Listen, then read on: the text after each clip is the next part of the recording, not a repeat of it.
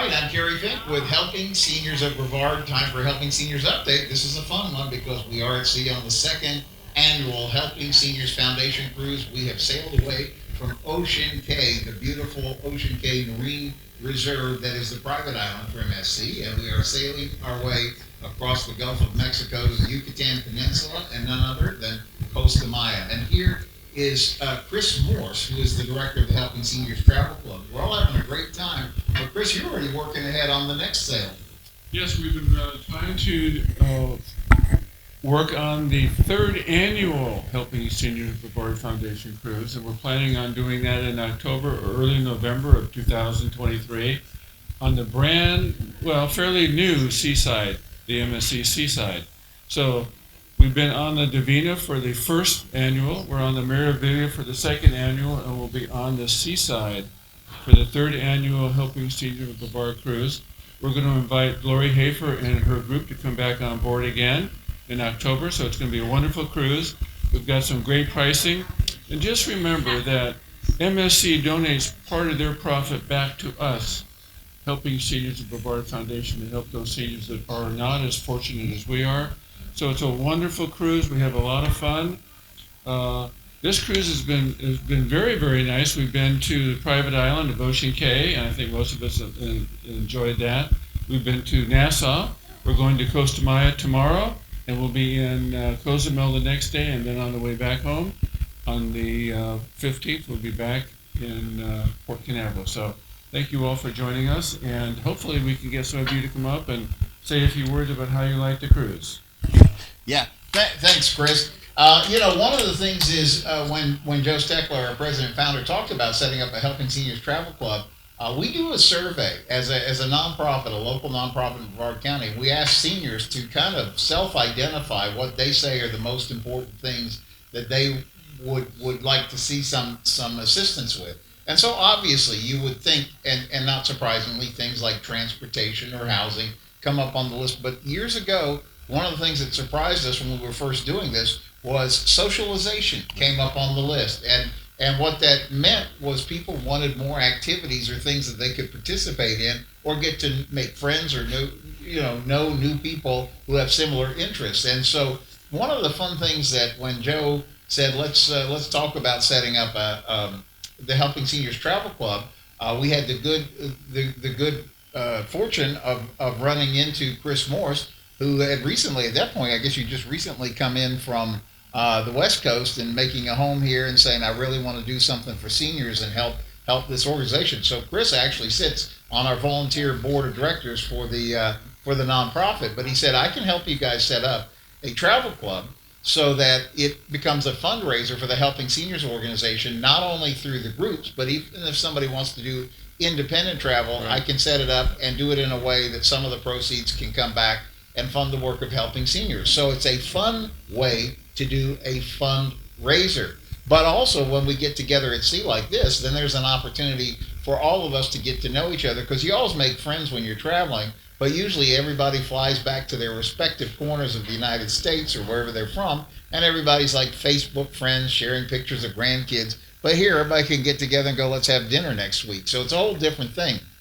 And one of the things that we were trying to do with this, which is proving out so far, is we wanted to, at least for the starting cruises with the Helping Seniors Foundation cruise, was to have them be local from Port Canaveral. So nobody had to try to get on an airplane to fly to the cruise or take a bus down to Miami or something like that. You'd be able to get somebody to drop you off at the port, go sailing with us. And so like we talked about before, on the first annual cruise, we actually had a 93-year-old lady who was traveling solo. She was our oldest traveler, but she was traveling by herself. But like we said, she really wasn't traveling by herself because she was there with a group of 50 other friends from Brevard County and Chris and Betty, who are the travel agents who are special needs certified, so they know exactly who to go to on the ship at any point for anything that's needed. And it just makes traveling fun, independent, but still secure because you're with the group. And that's kind of where we're going when we go back in October. Right, and being special needs, we were even able to help some people on board the ship today, or during the cruise too, so we're very fortunate to do that. And I wish Betty was here to come up and say hi, but she's working with one of the clients. So she's behind. Betty, you want to come up? So we're planning the cruise again, the third annual Helping Seniors of Brevard cruise in October, November. And of course, Betty is my partner in life and my partner in my business, and she handles most of the phone calls, so you know Betty very, very well. Oh. It's okay. So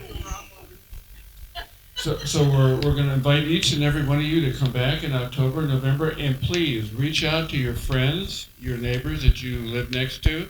Tell them how wonderful the cruise was. Tell them how great the music was, and that it's all private. As you know, we had some of the cruise people here also here at the event, but this is a private event for Helping Seniors of Brevard. So hopefully you like Lori and the gang, and we would love to welcome you back in October. All right. Thanks, Chris Morse. So on behalf of Joe Steckler, our president founder, and also Nancy Deerdorf, our operations director, and our entire Helping Seniors team, I want to thank you for joining us for Helping Seniors Updates. Stay tuned, though, because we're going to be talking with some of the guests on the cruise and let them share what they're enjoying about being on the ship with us. So stay tuned. All right. So I'm sitting here with Ed Farnsworth, and he and his lovely associate are here on the cruise with us, and we're having just a great time together. We've had a chance to visit a little bit, but talk about where in Brevard County you're from and how you found the cruise. I live beachside in Indian Harbor Beach, and I'm trying to think where we actually heard about the cruise. It was at the Moose, and with our friends over here who belong to the Moose. They knew about the cruise. We started talking about it, and before you know it, we had about a dozen people from the Moose decide to come and join us. Some were on the 2 days, some have been on the longer cruise, but everybody seems to be enjoying themselves. I know when I walked in here earlier today, I thought I had fallen asleep and waked up in the 60s, 50s. I mean, it was just amazing. And I thank the entertainment that was here today and for you for putting it on. But those are the kind of things that you expect when you come on one of these cruises. It's been a very delightful experience. I certainly will be back next year, and hope all of you will be with us. But yeah, it's just a fun way to cruise, to meet people, to have a lot of fun. And I'm thankful you guys are around. And of course, it's all for charity. Yes. That's the big thing. And so from the travel company to the charity to the friends we've met today, thank you. It's been wonderful. Yeah. Thank you, Ed. And I just want to comment, tonight is formal night on the ship. Normally everybody's running around in bathing suits and stuff like that out poolside, but I got a comment on this fantastic idea for formal night. What do you guys think? All right, thank you, Ed. First of all, I want to say thank you very much, Chris and Betty, for the efforts that you've put forth, and Kerry, of course, for all that he does with seniors. It's a great program, and I can't leave Laura out. Her and her group have been great. I really appreciated hearing the music. It really took me back.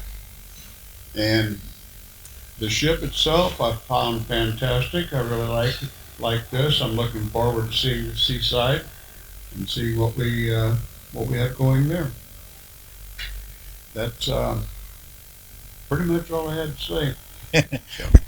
Well, let me add into that. So people say, well, how is it you guys chose MSC to work with on this particular type of cruise? And the answer is because they try to position themselves as a very cost-effective cruise. So, I guess if you look at pricing structures and things like that, you get an exceptional value when you can look at the kind of, like, we're all sailing in balcony cabins here on the MSC Meraviglia, and literally the deal that Chris and Betty were able to negotiate was you pay for an inside and you wind up in a balcony, which is pretty phenomenal, because a lot of times, if you buy a higher end outside, they may bump you up to a balcony, but here in this case it was buy an inside. If you want early enough on it, then they would bump you up to a outside cabin. And also on this cruise line, they have a thing called the yacht club, and so people who are high-end cruisers can also choose that kind of ship within a ship experience that would be comparable to some of the finest cruise lines that are out there. So there's a lot of value in it. And one of the reasons that we liked the idea of working with MSC is the ships are new and the ships are really just designed so that everybody can find them accessible and enjoyable. So, Dave, any final thought you want to bring up? Yes. Yes. I wanted to say that not only I appreciate Chris and Kerry and my sister Betty, but I also have met a lot of great people here today, and I'm glad to be traveling with this group. I hope we have a bigger group in October, November, whichever it will be with the seaside. So that said, I'll give the mic back to Kerry. Kerry's done a fantastic job. I think I'd like to do some work with Kerry in the future. Thank you. Thank you. You're very kind. Thanks, Dave. All right. So I was just explaining that Patricia has a really cool job or expertise, I guess, at a job. Traveled the world helping airports get their stuff right. And here you are on a cruise with us. Talk a little bit about being on the MSC Meraviglia with the Helping Seniors Cruise. Well, this is my first time going with a group on a cruise, and I found out about the Helping Hands because I went to one senior place in Melbourne, Florida, and they told me about this cruise, and I wondered, what the heck is Helping Seniors? What do they do?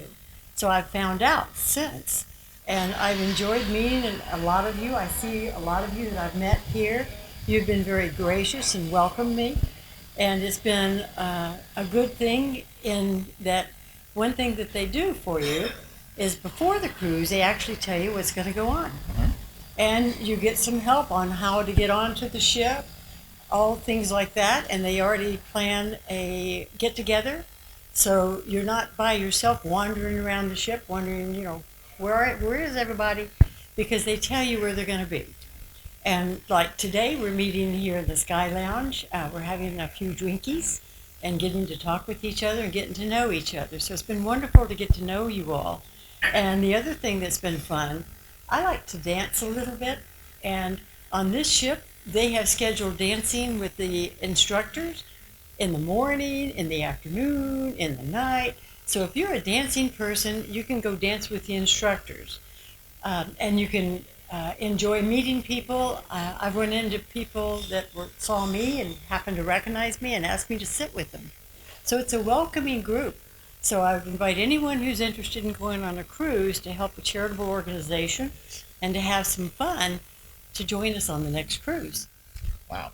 Yeah, thank you so much for the kind words. And it was really fun because we actually had a session this morning where Chris and Betty were answering questions, talking a little bit about some upcoming cruise experiences and things like that with everybody who was there in attendance, and really got to hear a little bit behind the scenes of the work that you were doing. We had a big discussion about the Orlando International Airport. I learned stuff I just flat didn't know from you. That's one of the fun things that happens when you're out on a cruise. You get to meet people and then kind of find out a little bit about their backgrounds and the different things they do. And yours is exceptional. But you were telling us you just not so long ago come back from an assignment in South America you were talking about? Yeah. Yeah, as an airport consultant, the airports don't come to you. You got to go to them. So I had to travel a bit, and one of the things that I just was doing some work in Guyana and Suriname, but I've been to Ghana, I've been all over Africa, I've been to China, I've been all over the place, because the airports that need help are usually those that don't have the most money to get help.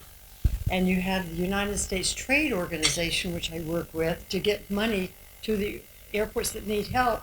And of course, they need someone who's been at an airport to know what to do.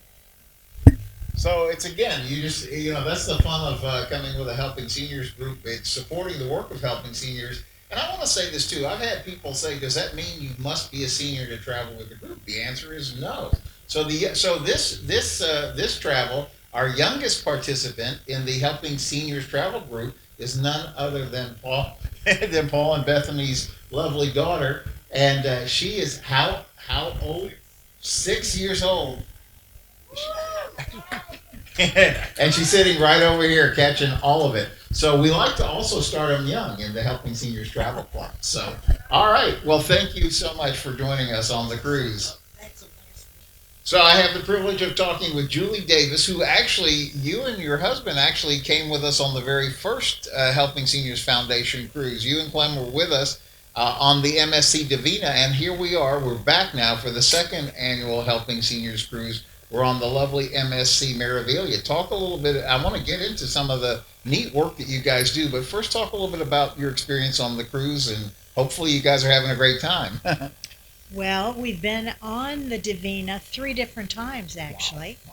And I believe the first time we went, we were with 21 members of our family. My daughter and 2 sons. None of them are little kids. They're all, let's see, I believe they've all graduated from college and high school at that time when we first started. So we love the Divina. And I cannot say enough about small ships because I think when you are older, you appreciate the smallness. Even though the entertainment was great, we really like that ship. So I'm expecting that the seaside is going to be probably just as good, maybe even better. Who knows? Clem, my husband, was with Disney Cruise Line for 13 and a half years. And we've been on many, many cruises, and we're very high up in Royal Caribbean, Norwegian, Crystal, Azamara. We've done a lot of river cruising also. And we just came back from a river cruise with Chris and Betty down the Mississippi River. And I cannot even begin to tell you what it is to see our own country coming down the Mississippi River. Even though the river was low with water, it was just a phenomenal cruise. So that is one that you might want to put in your bucket list and consider doing because it's really up there on our list.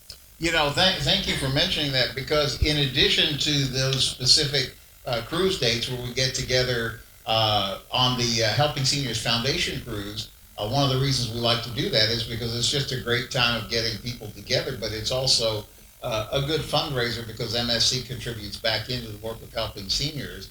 And but what we talked about in the travel club is anytime that you have a travel interest or a need or something like that, where you're looking at a cruise, where you're looking at whether it be a river cruise or river boat cruise, Chris and Betty always have something interesting going on either as a group or they can help you make independent travel arrangements. And one of the things we talked about when Chris first came to us and said, I want to help you guys get this program started was he said, listen, he said, people oftentimes think they can get a great deal on the internet.